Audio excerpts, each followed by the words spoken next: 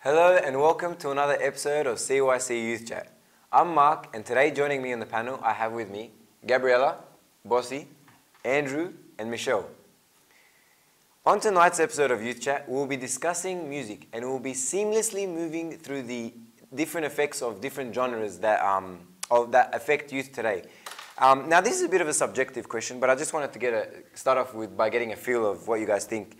And I wanted to know what kind of music makes you guys happy. And I expect that everyone on this panel has a different taste of music, so I really want to hear what everyone thinks. Michelle, we'll start with you.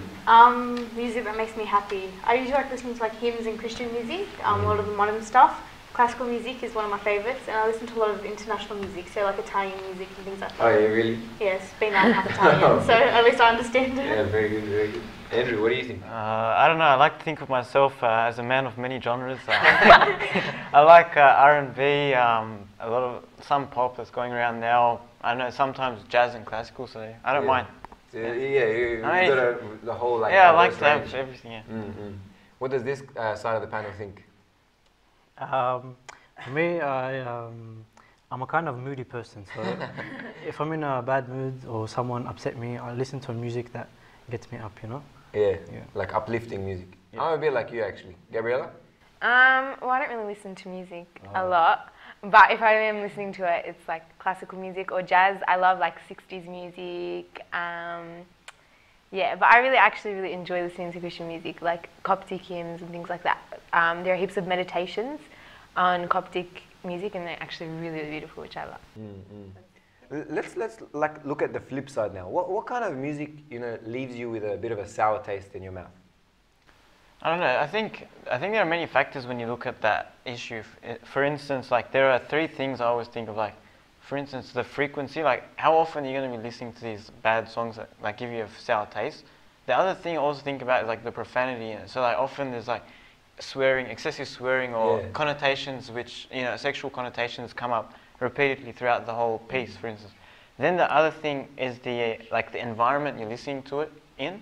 So, for instance, if you're listening in your car, it's different if you're in like a party. Like it's all different. Yeah, so obviously.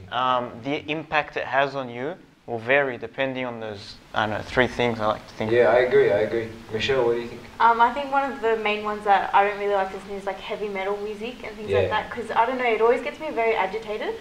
I think maybe because it's like the way that it's sung, it's more like screaming and things like that. It doesn't really make me feel good when I prefer to feel good when I listen to music and music that makes me happy. Yeah, there are a lot of those genres that are highly frowned upon within the church, like heavy metal, R&B, pop, things that Andrew mentioned, and what do you think is wrong with them? Like, why do they make you cringe?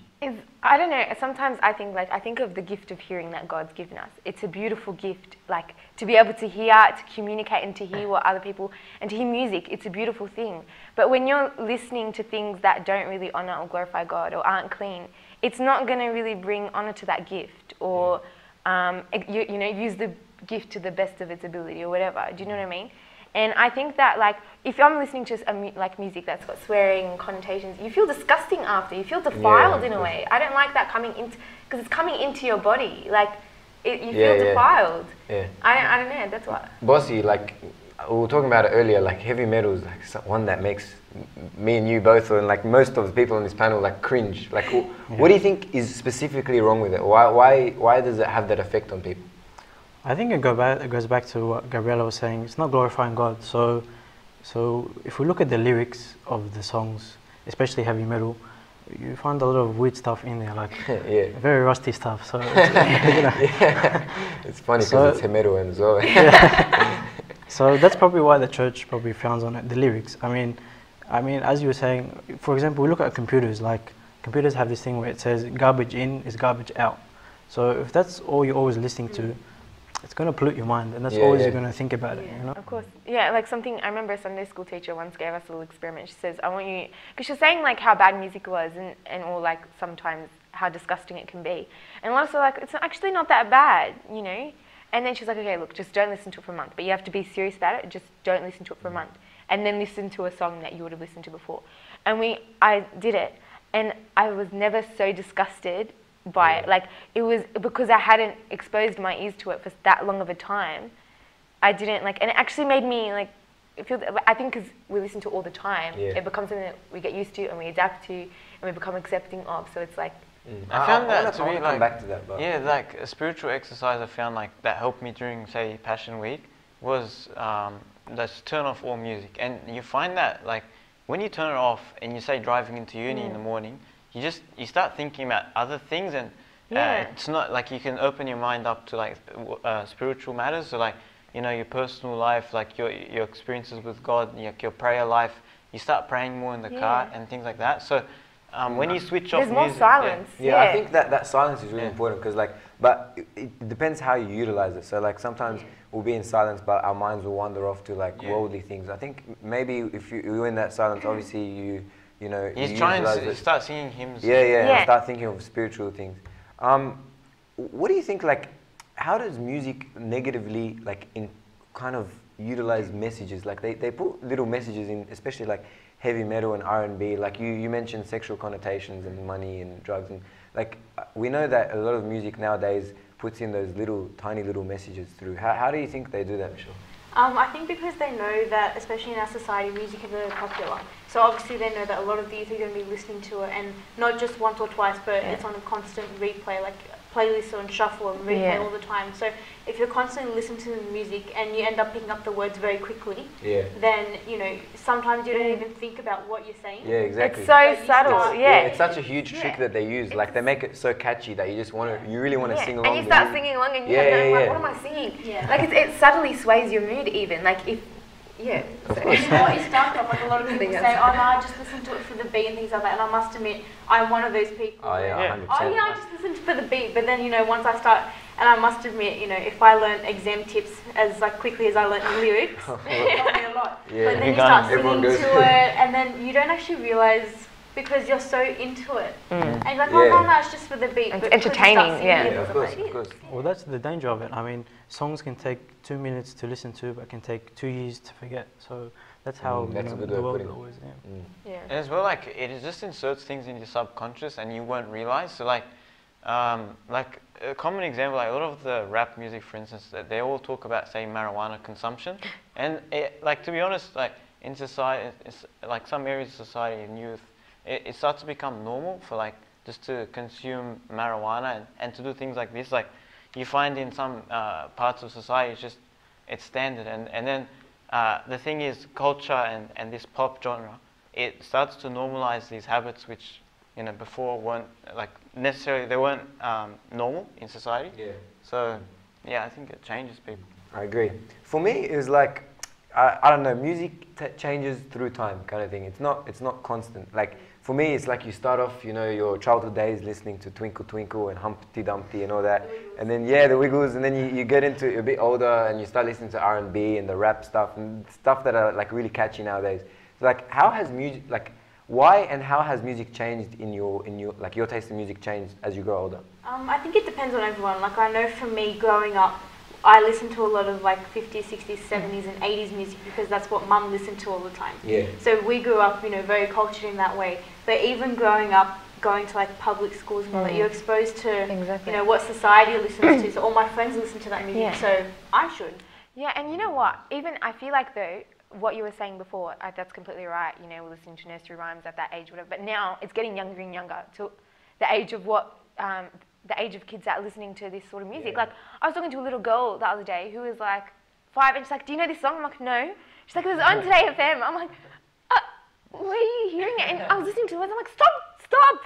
Like, this kid shouldn't know, and she doesn't know what she means, but she knows the words. Yeah, I think that's like what Michelle was saying. Like, it's the environment that you grow up in, like, to a certain extent. Like, Michelle would listen to the music, like, in the 80s and stuff, because that's what her parents would listen to, and then you grow older and you get like your society at school, like what they listen to, you follow them. But like, I don't know, like how can you get out of that kind of the rhythm? Yeah, that rhythm. I don't know. I find like it just takes sometimes just turning it off completely. Like I've found with me that worked. Like I used to listen like a lot. Like music for me, just every car trip, just turn it on and get my playlist out, start listening. But recently I found that just having it off, it just opens your mind, and like I said before, you feel a lot more in tune with God instead of in tune with And you were telling me earlier as well that some people, like some people that, I don't know how you phrase it, but it's like they don't have a life without music. Like their life is... Yeah, like the thing is you can get into this like position where the only thing that you do in your spare time is have this music going. So it's like it becomes like sort of like a habit. Like, if I've got a spare moment, I'm going to put in my, iTunes and start listening to my music, yeah? Yeah, and on the way to like uni and work and all that. In a sense, it becomes like this subconscious sort of gospel that you just keep listening to. And you don't really realize it, but these things are being embedded in your mind. Yeah, and I think that personally, for like a lot of people, it prevents loneliness. Like when you're walking by yourself or whatever, and you have that music, you don't feel as lonely. Like I remember I was talking to someone the other day, and she's like, music is my only source of happiness. And I thought, how sad. Like I felt very sad for that, because to have music as your only source of happiness, where family is going wrong, friends are going wrong, all that. Yeah. And music to be the only place where they can escape from that and go into a different world or whatever. Like, look, it has convenient uses. Like, say, on the train, for instance, sometimes you just want to sit there, you want to relax, and you want to get home. Yeah, that's true. But I've even found, like, on the train sometimes, like, sometimes you just want to have a chat. And then, like, too often, everyone's become just this antisocial, like, drone just on the way to work. Like, it changes everyone. I think it's changed society a lot. Some people believe even that like music affects the way you feel. Like you said, sometimes when you're upset, you like to listen to music to uplift you. Like, do you agree with it? And to what extent does it like affect your feelings? I mean, of course, music has the power to touch the soul. I mean, it can inspire you to do sometimes crazy things, So that's probably the danger of it, if that's what you're asking, yeah? Gabriella, you gave me a crazy look. I was going to say, I think there's different, like, I was talking to someone before and they say music has an amazing power to be able to sway your mood. So if you're listening to something soft and calm, you'll feel calm and soft. But if you're listening to something really upbeat, you feel really crazy and feel really, like, energetic, and it gives you, that adrenaline rush or whatever. But it's good to differentiate between your feelings and your spiritual kind of feelings. Like, it's not going to have any effect on that kind of thing. But I think on that point, like, how you're saying to get out of that position to stop music completely, for a lot of people that would be hard. So maybe instead of stopping music completely, why don't you explore other genres? That's how you get into things like classical music or jazz or something, and then you don't actually know what you like until you start listening to it and realizing. The point I was trying to make is like, I tried to get myself to a stage where I'm indifferent. So if there's a song going, I don't care. If it's not on, then I don't care either. So either way, like, I got to a stage where it's just like, I don't mind. Yeah, and sometimes it gets to that stage. Like Gabriella was saying, and both of you were saying, like, sometimes it just takes shutting it all out, like, to actually... It's not necessarily the most practical thing. I agree with that point. Like, I mean, changing genres, like looking at classical or maybe, I don't know, like, whatever genre you find... But realistically, what youth today are going to go and be like, oh, I'm going to go you're not going to go listen to classical, but I don't know, whatever floats your boat at the end. So, you gotta try out different things, I guess. And, like, to what extent does it affect your feelings? Like, how do you stop it from... Can you ever have a non-emotional relationship with music? No, I think that's... Because it affects your subconscious. Like, but sometimes, like, what if it's not really something you like, but it just relaxes you? Like jazz, for example. I think it's different what you listen to. Like, oh, I'm listening to R&B to relax me. That's just stupid. You would? If you're listening to R&B to relax me. Yeah, fair enough. But, like, can you ever have a like emotionless relationship with music? I don't know. Like, so say if I'm listening to classical music or jazz, I always feel like peace or something. Yeah, not peace, but like, oh, I like this song. You always have that emotion, But like, a lot of music, the whole point of it is to create emotion, because at the end it is an artistic format. So like, whether it's a painting or whether it's any other sort of genre, they're all trying to create emotion in your body. So, the one example I always love is when I'm watching, say, the Champions League, and the music that comes on before that, it pumps you up. It just pumps you up. You just want to run on the field and score like 10 goals or something. So it's really used for that sort of emotion. All right, well, we've reached the end of the first half of this episode where we've discussed a lot of the negatives. When we return, we'll be speaking about what the Bible says about music and some of its positive effects. So stick around, please.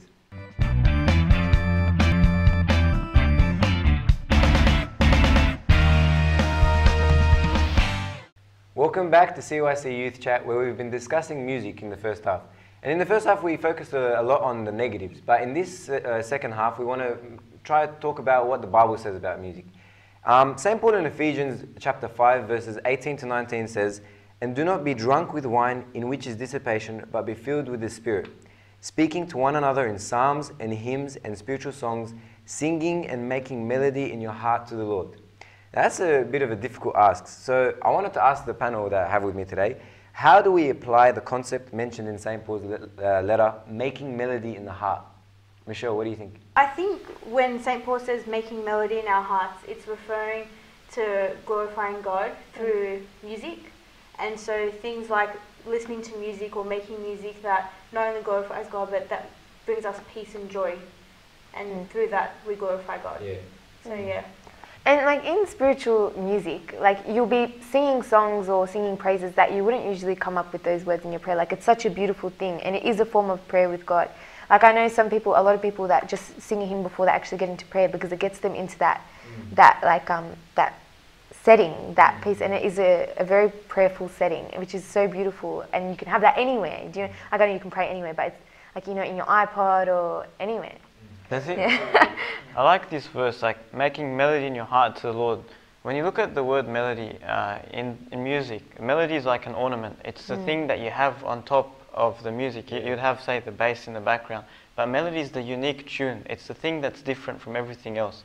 And so what he's trying to make a point of is that in your heart, you should be unique to the Lord. You should have a special tune that you sing to the Lord. And when you attend the Mass, it's a perfect place where you find this special tune. Often in times in the Mass, there'll be like tunes that the priest just starts singing because he feels like his heart's connected to the Lord. He sings from his heart. And St. Paul's making this point that you just need to have a heart that is unique and always facing. I love that point that you raised, like the connection with God. Like we're talking about music and the Bible, and like has to be said, King David, like what was he doing? Like all his psalms were sung with the harp. Like what possessed him to sing to the Lord in all those psalms? What do you think, Bossy? Well, definitely the mood that we're in. So we find that whenever he gained victory over an enemy, he would write a psalm. Not only would he write a psalm, if you see on the top of the psalm it says with stringed instrument or with the spring. So not only would he write nice lyrics, he would add to that music as well. Yeah. It just shows that how much he, And it was like you said, it was the different moods he was in. Sometimes it was victorious. Even Sometimes if he was sad, but he still sung to God. And at the end, like even if you notice in all his psalms where it starts off sad, ends up thanking God. Or in everything. Yeah, exactly. God. So it's still like even though it was sad at the beginning and he was praying to God, it's a very honest way. So it's like a very common thing that like King David showed us firsthand, that music is such an important kind of tool of communication with God. Like, how can we do that in our lives? I think it's that... a difficult question, I could see that. No, because I thought you were going in a different question with the direction with the question. I don't know, Rossi, what do you think? It is a tough question. Yeah. I think a lot of the youth don't realise how important it is to focus on things like not only hymns but Tazbaha. Like a lot of the youth, they attend it, but they don't, it doesn't resonate in them and they don't feel it. Whereas if you actually sit there and do it properly and, you sit there and not just sing along, but listen to the words that you're singing. It's directly from the Bible, but because it's put in that setting where you're singing and you're in such a personal connection with God, it can affect you, and it does affect you. I remember even a bishop telling me that the tunes that are in the Mass and the tunes that are in Tazbaha are directly correlated to the emotions you should be feeling. So, when it goes high, you should be feeling joyful for the Lord. Yeah, in Passion Week, for instance, it's all in a sad tune because you're sad, you're mourning.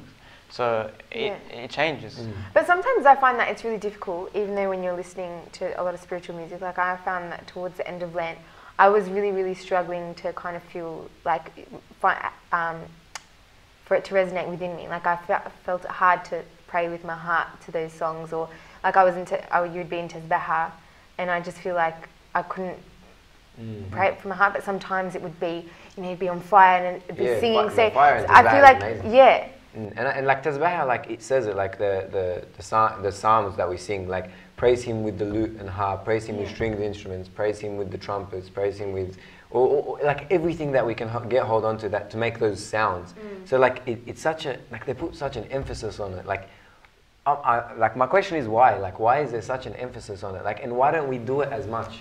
I remember once when we were young, in our Sunday school class, and the girls hated singing. They just, every time they'd ask us to sing a hymn, they would just, and they didn't think it was very cool because there was all this other cool music going on.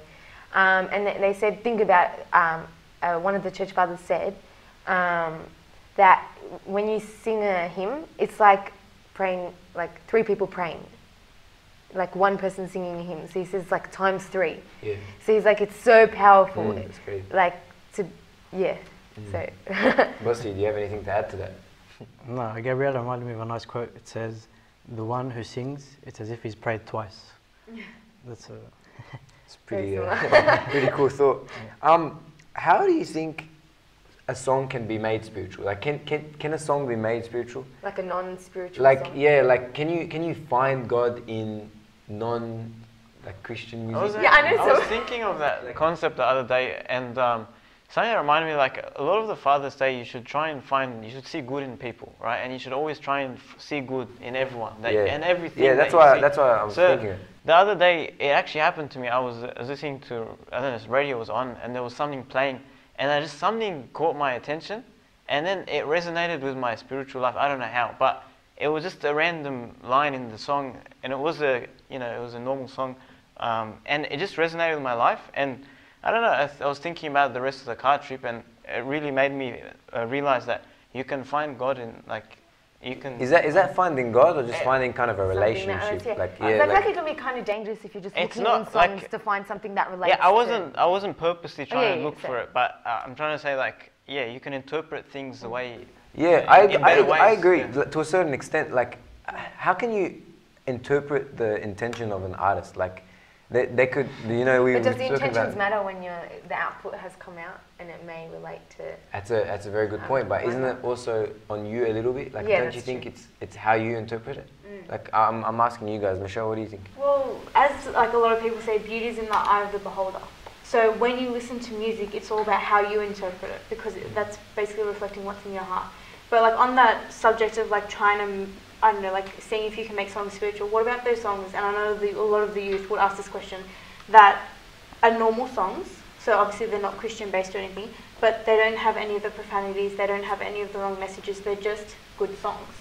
That's a good point, and there's a lot out there. And a lot of those artists are actually, like, you know, they're outspoken Christians. They say, you know, I believe in God and all that. Like, do you think that their intention is to glorify God? That's something Andrew brought up in the first half. I think it's like you can compare movies. Like, for example, some movies, maybe the outline is not about God, but you can see God in that movie. For example, you know the movie Narnia? Narnia? Yeah, so like, I think it's why C.S. Lewis read that book. I mean, C.S. Lewis is a Christian, of course, but even that movie, you know, the lion represents Christ, and you know the story, I'm sure. So some movies can lead to Christ. So like, to bring it back to music, some music can lead to Christ, but it's dangerous, as you were saying, that if you look for, I mean, look at Song of Solomon in the Bible. It's about a boy and a girl, a man and a woman, and his beloved. So, her beloved, sorry. So, what I'm trying to say is that if you read it once, read it twice, and you see God in it, then slowly, you can see God in everything. I agree, and a lot of the music like that we kind of brushed over is like the worldly music that, you know, promote fruits of the spirit, because some of them do, like joy, peace, like in troubled times. Like sometimes, you know, you said when you're sad, you listen to uplifting music. Sometimes, you know, like that kind of, like, do you think it's possible that their intentions are kind of to glorify God, or can you, like, do you think it's possible to find God in that? I don't know, like I think that's a bit risky, to be honest. Like, it's not something that I personally would do, but I can see why other people would do it. Like, I was listening to a sermon the other day, and the priest was saying there's 2 spirits, and there's the spirit of the world and the spirit of God. And the spirit of the world is often found in music, because it's the spirit is reflected in the music, like what the artist's feeling, you know, what's going on in society. Like, you'll obviously find that there's a different spirit in 1960s music than there is in 2014 music. But the spirit of Christ is something, or the fruit of the spirit is something completely different. And you've got to think that when you're listening to a song, is this going to bear fruits in my spirit that belongs to Christ? Or is it going to hinder that growth, or just bring it backwards? So he's like, it's something you've got to always think about. You know, so you think there's no way of glorifying God in with you like with utilizing secular that kind music? of music? I personally It's don't not think so. secular. It's just like an in between kind. Not like. Well, I think you have to consider God talks to us and works in very mysterious ways. So obviously, it's not always going to be so obvious in terms of like coming from church or coming from something specifically Christian. Like I want to bring a specific example. I don't know if you guys remember this song, Black Eyed Peas, Where Is the Love? I'm pretty sure you guys know the song. It's basically all about spreading love to the world. What about people in third world countries? What about those who suffer? What about, and spreading the love to those people. It's a secular song. It was very like Billboard top charted, that kind of stuff. Yeah. But it had that message of love. And it did bring a lot of people love. So obviously, you know, I agree. some people would find the kind of message. That's a very good But point. I think that these examples are quite rare. Like, how many Of course. songs like that do you find? Not Like, many. not really like. But you know, like, do we promote that kind of music? Well, what do you think? Like, should we be Why should we pushing be for- putting in effort when we have so many beautiful spiritual songs that we That's can very listen true, but some people like aren't moved towards that like we are. Like we're blessed, you know, we're in the church, Yeah, like, that's true. and we like the Bible has a lot to say about music, so it kind of promotes it. Like we sing psalms, we sing hymns at the end of masses and during the masses, and we sing all the time in our church, tasbaha and all of that. But some people like they're not as moved towards that. So is it important to find a way to have them to move But their I hearts think with that at the kind end of of the day, it's like a scale, yeah? Like, the optimum outcome would be for you to always be listening to spiritual stuff, yeah? Of course, that's of But course. then the opposite end of that is when you're always listening to rubbish, yeah? That's true. At the end of the day, like, we're not perfect humans, so there's going to be that time where you're going to be listening to a song and you're probably going to catch along with it, yeah? And it's about how you take that scenario on board. It's about how you treat it. So I think the best way for me, for instance, is not to get too attached. Yeah, And and when not just for you. Sometimes it's good. Like it's a good like if someone's struggling with something, I'll listen to this. You know, it has a good message. Like But what about, like, I think also though, like you were talking before about how some people find it difficult to be moved by spiritual songs. I think that's something that takes a lot of prayer. Like a lot of aspects in our spiritual life, we find it very difficult to be moved by. Sometimes reading the Bible feels meaningless and you're just reading. Something that takes a lot of prayer. It's that, like, please God help me to be moved by this song. Like, to be honest, I don't feel anything. Please help me to. And I like that you brought that up, like with the Igbeya especially. Like for me, it's like sometimes, you know, I'll get up at night and I'll start reading the Igbeya and reading the Psalms, and it just gets repetitive. I think maybe that's like singing the Psalms and stuff. That's a very good way of reconnecting with your Igbeya and your like with God. Like, don't you guys think like how has singing affected your spiritual life, and what kind of songs that was sung in the church like move you the most towards God?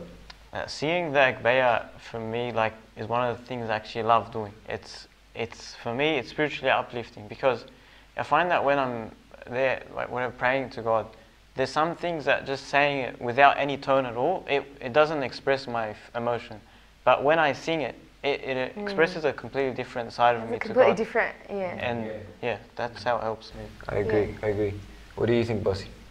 Yeah, I agree, definitely. I mean, when we say in the church, Lord have mercy, but then in the Joy's tune, you know, the long Kyrie song makes a massive difference, for sure, yeah. Well, that brings us to the end of our episode. Thank you for watching. We've discussed a lot, like we've covered a lot of what the negative and positive effects of music, and please join us next time.